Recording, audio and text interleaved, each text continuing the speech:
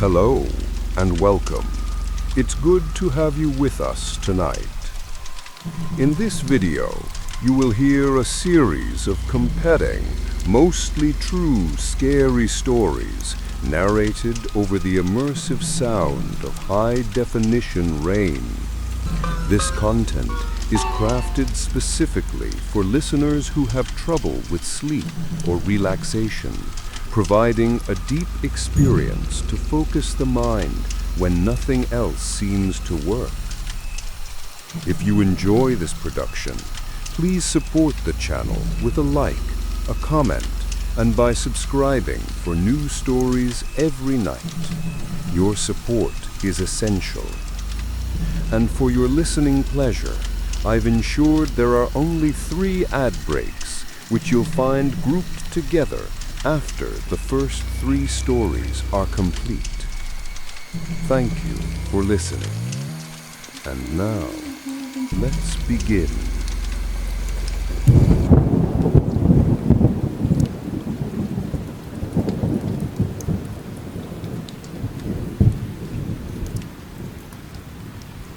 When you move into a new apartment, you notice your neighbors, the loud couple upstairs, the old lady with the cats. I noticed my neighbor too, the one across the street, the one who just stood at his window and watched me, all day, all night. Moving into my first solo apartment was supposed to be a dream. It was a 3rd-floor walk-up in a decent part of the city, and it was all mine. The best feature was a huge picture window in the living room that looked out over the street and directly into the window of the old brick building opposite. For the first few days, I was in heaven, unpacking boxes, arranging furniture, and feeling for the first time like a real adult. That's when living with the blinds closed felt like being a prisoner in my own home. After a few days, I felt ridiculous. I couldn't let some weirdo across the street dictate my life. I opened them again, defiantly. He was there, of course, waiting. The slow, deliberate wave came a few moments later. I told my best friend, Sarah, about it. She was more worried than I was. "Clara, that's not just weird, that's stalker behavior. You need to call the police," she insisted. So I did. I called the non-emergency line, feeling foolish as I explained the situation. "There's a man who stands in his window and waves at me." It sounded insane when I said it out loud. To my surprise, they sent a patrol car. I watched from my window as 2 officers went into his building. They were in there for about 10 minutes. Then they came over to my apartment. "Ma'am," the older officer said, his face tired, "we spoke to the resident. He's a bit eccentric, but he's not breaking any laws. It is not a crime to stand in your own window." "But he just watches me," I said, my voice rising with frustration. "He told us he enjoys the view," he said flatly. "Our hands are tied. Just keep your blinds closed if it bothers you." And that was it. My fear had been validated and dismissed in the same breath. He had admitted it. He enjoyed watching me, and there was nothing anyone could do. The feeling of powerlessness was suffocating. After the police visit, his behavior escalated. He seemed to know my schedule perfectly. He was always at the window a few minutes before I left for work, and he was there the instant I got home. The wave became a nightly ritual. But then he started interacting with my life in other ways. I ordered a pizza one night. When the delivery kid handed it to me, he gestured with his head towards the building across the street. He told me to tell you he hopes you enjoy your dinner. The barrier of the street, the safety of the glass, had been breached. He was reaching into my world. I decided I couldn't live in fear anymore. I had to see him, to know who was tormenting me. I bought a cheap pair of binoculars. That night, I waited until he was at his post, a dark shape in his dark window. My hands shaking, I raised the binoculars to my eyes. His apartment was almost completely bare. No furniture, no pictures, just him. He wasn't just looking at my apartment, he was looking right at me. As my binoculars focused on his indistinct face, he raised his own hand. He wasn't waving, he was holding a camera with a huge telephoto lens pointed directly back at me. And then a brilliant, blinding flash filled my vision. The flash left me staggering back from the window, spots dancing in my eyes. The message was clear. This wasn't just a one-sided observation. He was documenting me. I was a project, a specimen. My life, my home, my privacy, it was all his. That was the last straw. The next day, I bought heavy, blackout curtains and installed them myself. As I hammered the final bracket into the wall, I felt a wave of triumphant relief. It was over. I had built a wall. I couldn't see him, and he couldn't see me. For the first few days, it was bliss. I could walk around my apartment freely. I could change clothes with the lights on. I started to feel like my home was mine again. But the feeling of being watched never truly went away. In fact, it got worse. Before, I could look out the window and see the threat. Now all I had was a black curtain and my own imagination. The monster was unseen, which somehow made him feel closer, more powerful. A week later, I got a friend request on my social media account. The profile was blank. No name, no friends, no information. Just a profile picture. It was a grainy, blurry, extremely zoomed-in photo of me. I was on my couch, drinking coffee, my face illuminated by the morning sun. It was a picture taken through my window, from his apartment, from before I put up the curtains. I felt like I was going to be sick. He knew my name. He knew where to find me online. The wall I had built meant nothing. I blocked the profile and tried to forget. I told myself it was the last desperate act of a pathetic man I had cut off. But 2 days later, I came home from work, and the feeling of wrongness in my apartment was overwhelming. The air felt heavy, stagnant. I walked into my living room, my heart pounding a slow, heavy drumbeat, and I saw it. On my coffee table, placed perfectly in the center, was a single, glossy 8x10 photograph. It hadn't been there when I left that morning. It was a picture of me, sleeping in my own bed, my face peaceful and vulnerable. The angle was from the foot of my bed. The picture had been taken from inside my room. He had been in my home. He had stood over me while I slept. The blackout curtains, the locked door, the entire building, none of it had stopped him. He had crossed the street.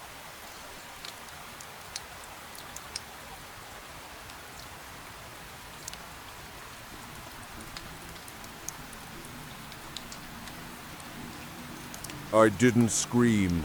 I didn't cry. A strange, cold calm washed over me. I backed out of the apartment, closed the door, walked down the stairs and out onto the street. I walked to a coffee shop 2 blocks away and called the police. This time, with the photograph as proof of breaking and entering, they took it seriously. I sat with 2 detectives for hours, explaining everything from the very beginning. The watching, the wave, the camera, the photo left on my table. They got a warrant. That evening, a tactical team raided his apartment across the street. I waited at the station, a jittery, nervous wreck. A detective came to talk to me late that night. "We cleared the apartment, ma'am," she said. "He's gone." "Did you find anything?" I asked. Her expression was grim. The place was almost completely empty. No furniture, no food in the fridge, not even a toothbrush, just a sleeping bag on the floor in the front room. She paused. And the walls. The walls of that room were covered, floor to ceiling, in your picture. Hundreds of them. Photos of you leaving for work, watching TV, eating dinner, talking on the phone, sleeping. There were also notebooks detailing your schedule, your friends' names, where you worked. He had built his entire life around observing yours. "Who was he?" I whispered. "We don't know," she said, shaking her head. The name on the lease was an alias. He paid 6 months' rent in cash. As far as the world is concerned, the man in that apartment never existed. They never found him. I broke my lease, paid the penalty, and moved 1,000 miles away to a small town where I rented a ground-floor apartment with a backyard and no buildings across the street. For years, I was a ghost myself. I lived behind drawn curtains. I jumped at every noise. I trusted no one. It took a long, long time to feel even remotely safe again. I eventually met someone. I started to build a new life, to believe the nightmare was finally over. Last night, I was in the kitchen cooking dinner. My boyfriend, Tom, came in from the living room. "Hey, you have a really weird neighbor across the street," he said, casually. My blood turned to ice water. I couldn't breathe. "What are you talking about? There's no building across the street." "No, not right across," he pointed out the window. "Way down the block, the corner building. There's a guy who just stands in his window up on the top floor. He's been there for like an hour, just watching the neighborhood, I guess." I slowly walked to the window, my legs trembling, and looked. Far down the street, in the window of a tall apartment building, was a tiny, dark silhouette. It was too far to see any details. It was just a shape, a familiar, still, silent shape. As I stood there, frozen in horror, Tom spoke again. "And here's the weirdest part," he said, with a confused laugh in his voice. "When he saw me looking at him, he just waved." The most terrifying monsters aren't the ones that jump out of the dark with claws and fangs. They're the ones that stand perfectly still in the light, watching you live your life. They remind you that the feeling of safety is just an illusion, a thin piece of glass between your world and theirs. Always trust that feeling on the back of your neck. It's your primal alarm system telling you that you've become someone's favorite show, and you never know when the viewer will decide they want to cross the stage.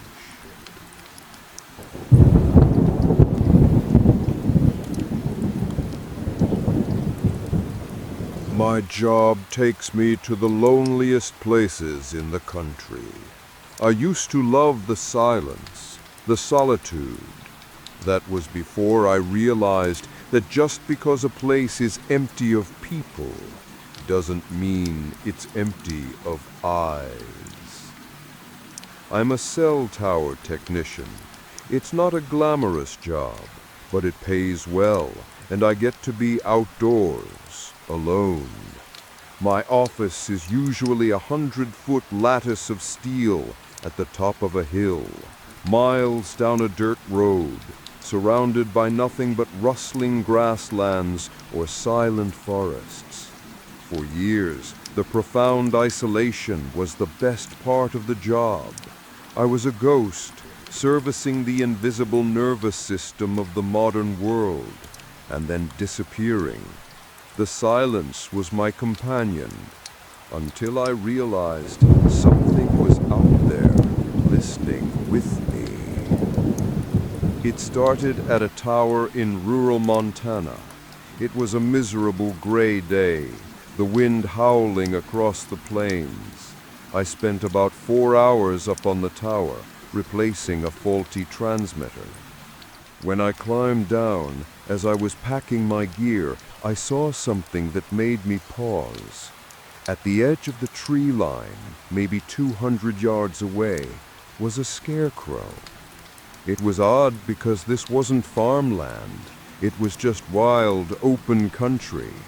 But I shrugged it off. Some local rancher's idea of a joke, maybe.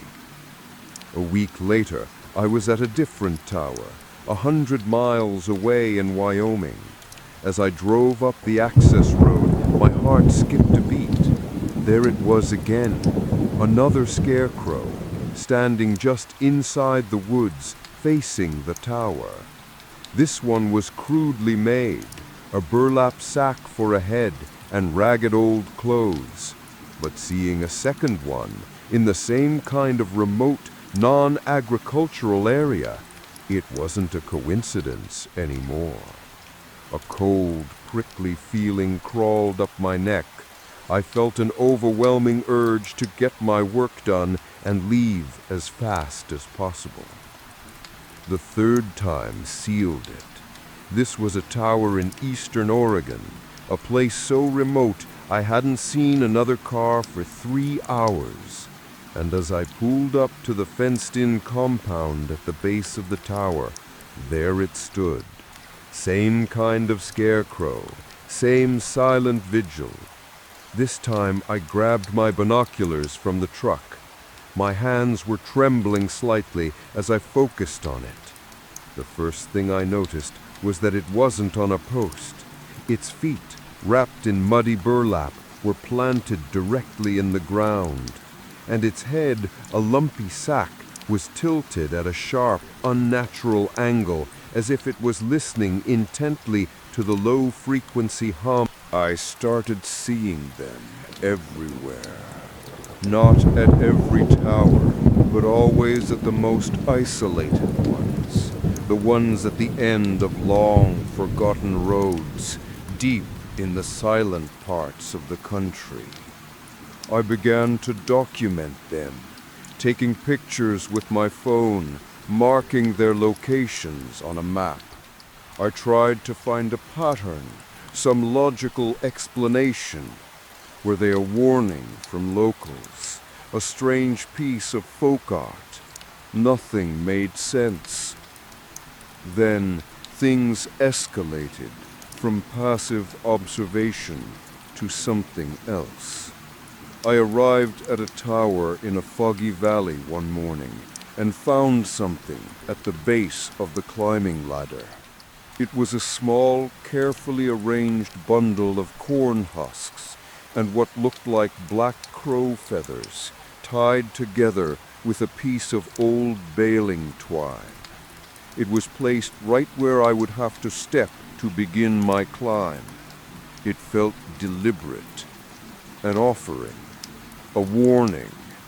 I didn't know, but I didn't touch it. I did my work, my eyes constantly scanning the silent woods around me, feeling 1,000 unseen eyes on my back. After that, I started finding them at every tower that had a watcher nearby. The gifts, if that's what they were always different. A perfectly smooth gray river stone placed on the lock of the gate. A small dead field mouse, laid out carefully on the concrete base, not a mark on its body. A circle of woven wheat stalks, left hanging on the fence.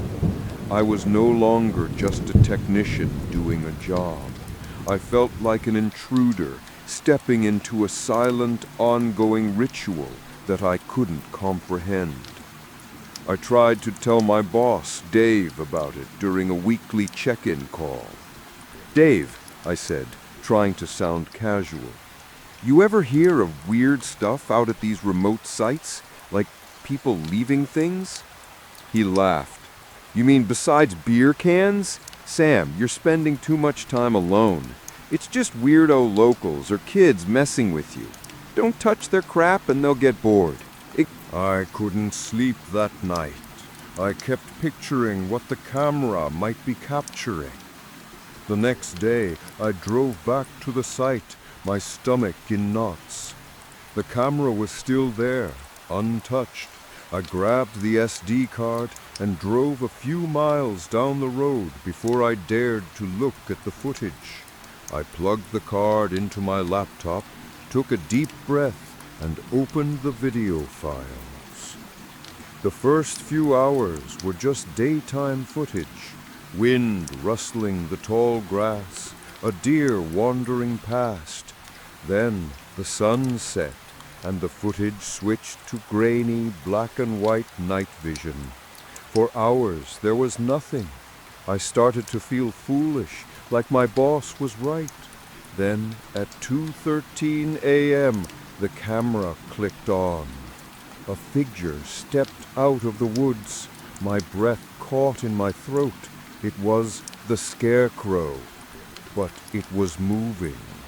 It walked with a slow, impossibly stiff and jerky gait, like an old animatronic with failing joints.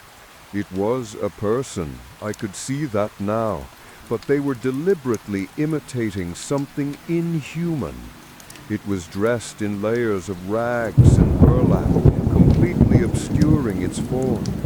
The figure walked to the base of the tower and placed another one of its offerings on the ground, a bundle of something I couldn't make out. Then it did the most unsettling thing of all. It just stood there. For a full hour, it stood in the center of the frame, head tilted up towards the tower, perfectly, unnaturally still. A statue. Then a second figure emerged from the woods, and a third from the other direction. Soon there were 7 of them, all dressed the same, all moving with that same broken, stuttering motion. They didn't speak. They gathered in a loose circle around the base of the tower, and they all just stood there, staring up to the invisible signals they could not see. My blood was like ice, but the worst was yet to come. One of the figures, standing at the edge of the group, seemed to notice the tiny intermittent red light of my trail camera recording. Its burlap sack head slowly, jerkily turned. It was looking directly at the camera, at me. It raised a hand wrapped in dirty rags and pointed, a long, silent accusation. Then it began to walk towards the camera, its stiff movements becoming smoother, faster, more predatory. It walked until its dark, featureless... I threw my laptop shut, gasping for air. They knew. They had known I was there. They knew I was watching them back. And they had found my camera. I peeled out of there, leaving a cloud of dust behind me, and I didn't stop driving until I was 3 states away. I called my boss and told him I was quitting. I made up a story about a family emergency. I couldn't tell him the truth. He'd have me committed. I couldn't go back out there. I knew if I went back to one of those sites, I wouldn't be leaving offerings. I would be the offering. But I couldn't let it go. It was a sickness, an obsession. I had to understand what I had seen. From the safety of my apartment, I used my still active company login to access the network. I could view the live security camera feeds from some of the newer, more important towers. I found the one I had been scheduled to service next, the most remote tower in the entire region, perched on a lonely butte in the middle of a vast, empty basin. The camera was high on the tower, giving a god's eye view of the entire area. I watched the live feed all day, nothing but the sun moving across the empty landscape. I started to think I was crazy, that maybe it was just one strange group at that one site. I was about to log off. Then the sun began to set. As the shadows grew long, I saw it. A single dark speck moving slowly out of the hills to the east, then another from the plains to the west, and another, and another. From every direction, as far as the camera could see, tiny figures were walking, all converging on the tower. As dusk settled into night, the camera's IR mode kicked on. The basin below was filled with them. There weren't dozens, there were hundreds. A silent, slow-moving congregation gathering from all corners of the wilderness. They formed a massive, silent circle around the base of the tower. They all stopped, and as one, tilted their heads up. They were listening, worshiping. The terrifying truth finally clicked into place. They weren't watching me. I was never the point. They were watching the towers. These lonely steel giants had become their silent, humming cathedrals. And I wasn't an intruder they were trying to scare away. I was the groundskeeper, the unknowing priest tending to their strange, invisible gods. The offerings weren't warnings. They were payment. They were thanks. And when I set up my camera, I had desecrated their holy site. The pointing figure wasn't a threat. It was an accusation of blasphemy.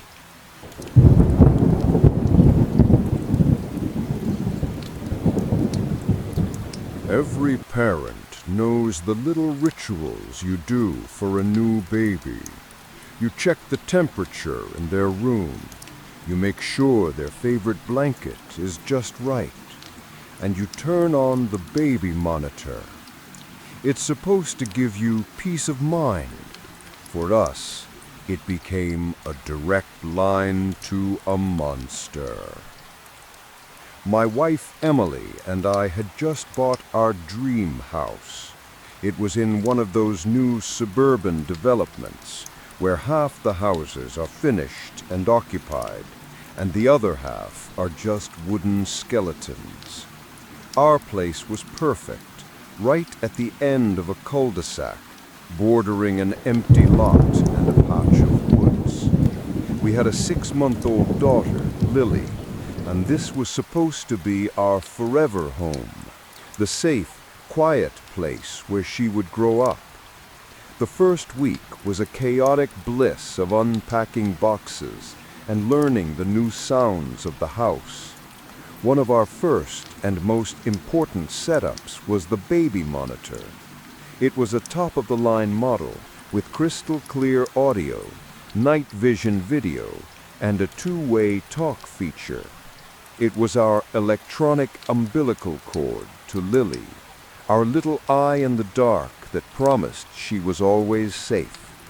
For the first few nights, it did just that. All we heard was the soft, gentle sound of her breathing. The first glitch happened on a Tuesday night.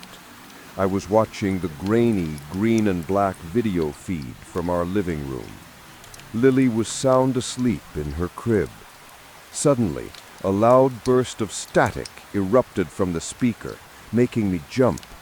And for a split second, right in the middle of the static, I thought I heard a voice, a low, guttural whisper, too garbled to understand. It lasted less than a second before the monitor went back to the peaceful sound of Lily's breathing. I shook my head, blaming it on interference, cordless phones, a neighbor's Wi-Fi, anything. A few nights later, Emily heard it too. We were both on the couch, the monitor on the coffee table between us. This time, there was no static. Out of the perfect silence, a voice whispered a single, clear, horrifying word from the speaker. It was a man's voice, low and raspy. Mine. It was so clear, so deliberate. We stared at each other for a second, our blood running cold, and then we sprinted up the stairs and burst into the nursery. Lily was sound asleep, her little chest rising and falling peacefully. The room was cold, but empty. The window was locked. We checked the closet, under the crib. Nothing. We convinced ourselves it had to be the monitor. It was picking up a stray signal, a crossed wire from some other device. It had to be. The alternative was unthinkable. We threw the old monitor in the trash and bought a brand new, even more expensive one that advertised a secure, encrypted signal. For a week, there was peace. No static, no whispers. We started to relax, convinced we had solved the problem. We had just been the victims of faulty technology. Then the new monitor started doing things that weren't in the manual. One night, I was watching the video feed. The camera was mounted on the wall, giving a fixed, wide view of the crib. As I watched, the camera moved. It panned slowly, jerkily to the left, away from Lily's crib, until it was aimed directly at the nursery window. It held there for about 10 seconds, as if it was showing me something outside. Then, just as slowly, it panned back to the crib. I grabbed the instruction manual. There was no remote pan and tilt feature. The camera was supposed to be stationary. It should not have been able to move on its own. The watcher, whoever or whatever it was, started playing more games. The two-way talk button on our receiver would light up, indicating that the microphone in Lily's room was active, even though we hadn't touched it. We'd hear the soft click from our speaker, a sign that the line was open. It was a terrifying realization. We weren't just listening in on our daughter's room anymore. Something in our daughter's room was listening to us. We called the manufacturer's tech support. They were baffled. They assured us their system was unhackable. They suggested we change our Wi-Fi password and reset the device. We did all of it. The problems continued. A soft lullaby, one we had never heard before, playing for a few seconds in the middle of the night. The camera moving again, this time to look at the nursery door, as if waiting for us to come in. The final straw, the thing that shattered any hope of a rational explanation, happened on a Sunday night. Emily and I were watching the monitor, our nerves frayed. Lily was sleeping soundly. In the darkest corner of the room, a shadow seemed to peel away from the other shadows. It was the distinct silhouette of a tall, thin man. He stood there for a full minute, a black shape against the gray of the night vision, perfectly still, just watching the crib. My heart stopped.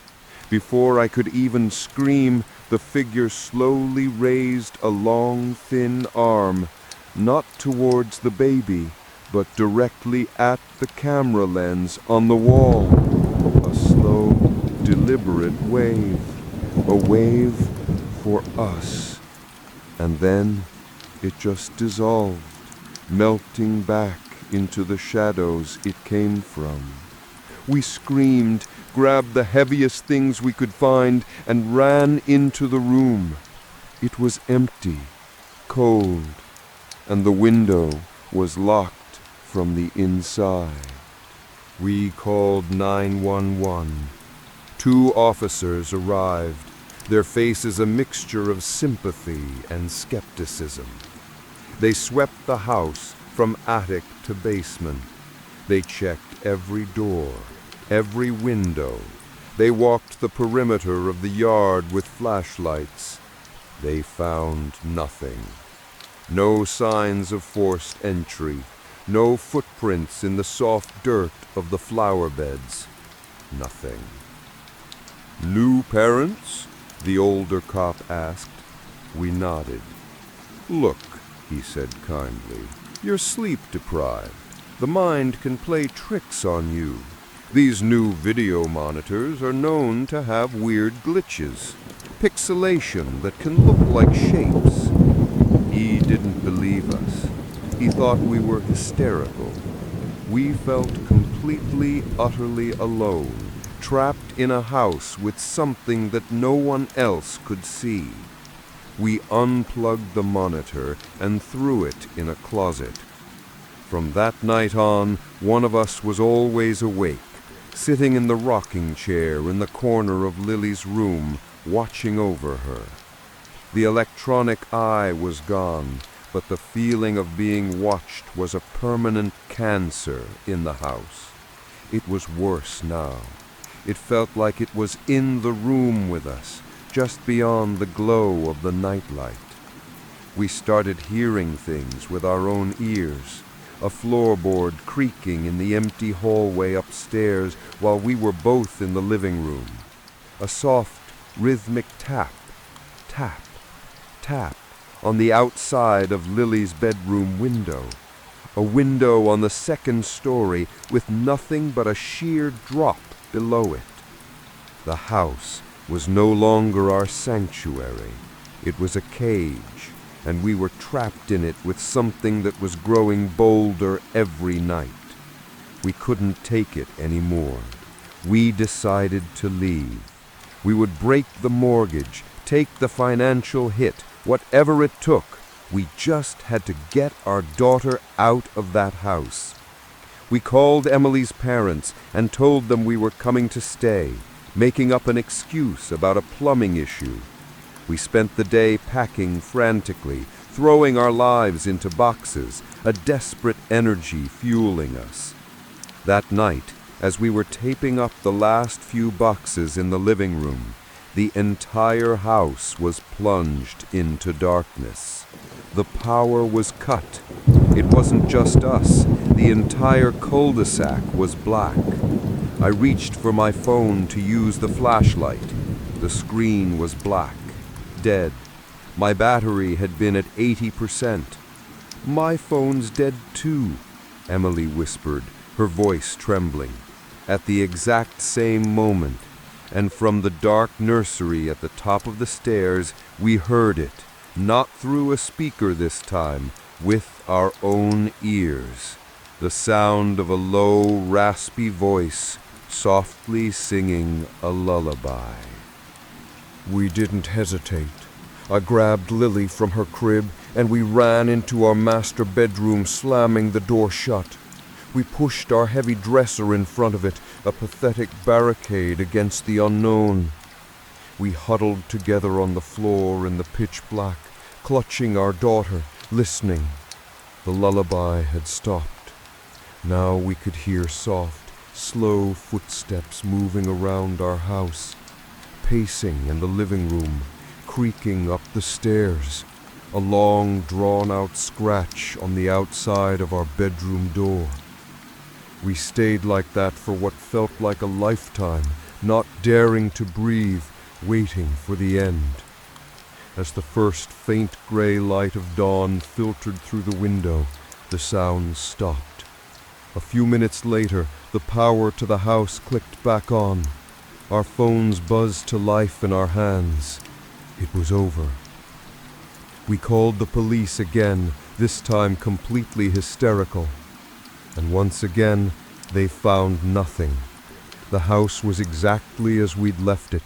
No open windows, no forced locks, nothing. As the police were leaving, one of our neighbors, an older woman named Carol, who lived a few houses down, walked over, a look of concern on her face. "Is everything all right, dear? I saw the patrol cars." "We've been having problems," Emily managed to say. "A Prouder, we think." I pointed to the half-finished house next door, its wooden frame stark against the morning sky. "Have you seen anyone hanging around over there at night?" I asked. Carol's friendly expression faded, replaced by a strange, knowing pity. "Oh," she said quietly, "you mean the Watcher?" My blood went cold. "You've seen him too, then?" She told us the story. A year ago, during the construction of that house, one of the workers, a lonely, quiet man with no family, had fallen from the roof and died. His body wasn't found for 2 days. Ever since, strange things happened in the houses that had a clear view of his accident site. "He doesn't mean any harm, I don't think," Carol said, as if she were talking about the weather. "He just gets lonely. He just wants to see the families. He likes the babies the most." We stared at her horrified. The real estate agent, the developers, the other neighbors, no one had said a word. They all knew. This brand new suburban dream was built on top of a ghost story, and they had let us move our baby right into the center of it. The Watcher hadn't been a glitch in the monitor. He had been the welcome wagon. We left that day. We abandoned the house, the furniture, the dream. We just drove away and never looked back. We fill our homes with technology designed to make us feel safe, to build an electronic fortress around the people we love. But we forget that every camera is a window, and every microphone is a doorway. And if there's something on the other side, something lonely and broken and wanting to get in, sometimes all you're doing is handing it the key. The most terrifying watchers are the ones you invite into your child's bedroom yourself, all for a little peace of mind.